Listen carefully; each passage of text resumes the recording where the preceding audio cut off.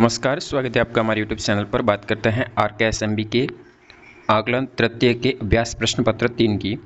प्रश्न पत्र 3 कक्षा 3 विषय हिंदी के प्रश्न पत्र की बात करते हैं, जिसमें पहला प्रश्न दिया गया है, उपकार का विलोम शब्द बताइए। उपकार का विलोम शब्द क्या होगा? तो इसका उत्तर राइट होगा अपकार। हाथी का स्त्रीलिंग शब्द होगा, हाथी का स्त्रीलिंग शब्द होगा हथिनी, राइट होगा। अगला, टोपी का बहुवचन क्या होगा? तो टोपी का बहुवचन हो जाएगा टोपियाँ, राइट करेंगे। आगे 4-5 के लिए गद्यांश दिया गया है। एक बार जंगल में एक शेर अकेला बैठा हुआ था। वह सोच रहा था कि मेरे पास तो तेज धारदार मजबूत पंजे और दांत है, साथ ही मैं एक बहुत ही ताकतवर जानवर भी हूँ, फिर भी जंगल के सारे जानवर हमेशा मोर की ही तारीफ क्यों करते रहते हैं? जंगल में अकेला कौन बैठा था? तो यहाँ पे उत्तर राइट होगा चौथे प्रश्न का, शेर बैठा था, राइट करेंगे। जंगल के सारे जानवर हमेशा किसकी तारीफ करते थे? तो जंगल के सारे जानवर हमेशा मोर की तारीफ करते थे, इसलिए यह राइट होगा, राइट मोर। तो इस तरह से कक्षा 3 के अभ्यास करेंगे। फिर बात करते हैं कक्षा 4 के हिंदी के प्रश्न पत्र की। जो मेहनत करेगा उसे सफलता अवश्य मिलेगी, इस वाक्य में सर्वनाम क्या है? तो यहाँ पे जो और उसे दो सर्वनाम शब्दों का प्रयोग हुआ है, यहाँ से राइट होगा। चित्र में बालिका क्या कर रही है? तो यहाँ पे पढ़ रही है, तो ये राइट होगा, पढ़ाई कर रही है, राइट करेंगे दूसरे में। फिर तीसरा प्रश्न, खेल शब्द का बहुवचन हो जाएगा खेलो, यानी राइट होगा। फिर चौथे 5वें के लिए गद्यांश दिया गया है। एक बिल्ली थी, वो बहुत ही चालाक थी और उसकी इसी चालाकी को देखकर चूहे भी सावधान हो गए थे। एक समय ऐसा आया कि बिल्ली भूख के मारे तड़पने लगी। एक भी चूहा उसके हाथ नहीं आता था, क्योंकि वह उसकी आहट सुनते ही तेजी से अपने बिल में छुप जाते थे। चालाक का विलोम शब्द क्या होगा? विलोम शब्द हो जाएगा मूर्ख, यानी राइट करेंगे। बिल्ली भूख के मारे क्यों तड़पने लगी? चूहों के हाथ नहीं आने से, यानी चूहे उनको पकड़ में नहीं आ रहे थे, इसी कारण, और राइट करेंगे। फिर अगली बात करते हैं कक्षा 6 के प्रश्न पत्र हिंदी की। वह अच्छा नाच रही है, इस वाक्य में क्रिया शब्द क्या है? तो यहाँ पे नाचना क्रिया है, इसे राइट करेंगे। लोहा लेना मुहावरे का अर्थ है, लोहा लेने मुहावरे का अर्थ होगा मुकाबला करना, वो राइट करेंगे। अरे मनीष, राकेश और रोशन गा रहे हैं, तो वाक्य में कौन सा विराम चिन्ह नहीं है?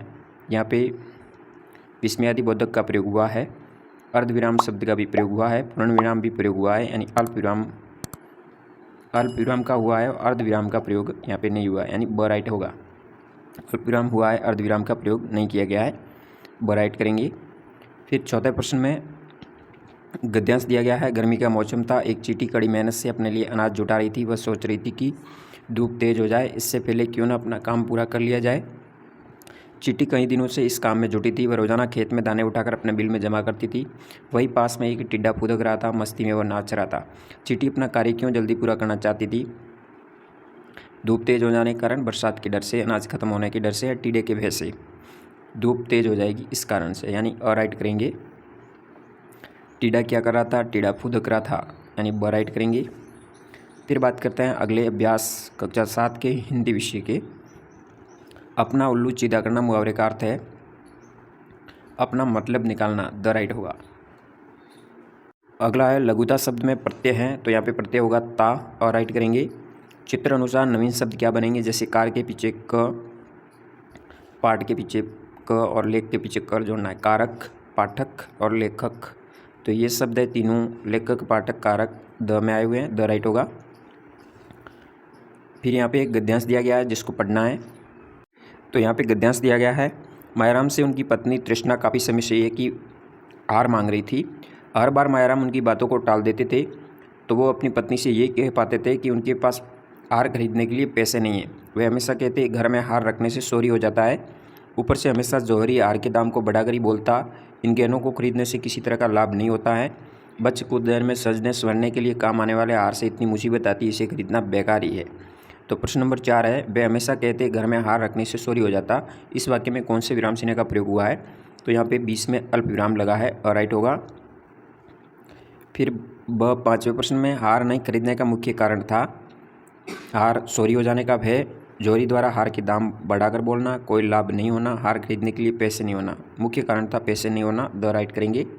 तो इस तरह से आप हिंदी के प्रश्न पत्र का अभ्यास कर सकते हैं। धन्यवाद। जय हिंद, वंदे मातरम।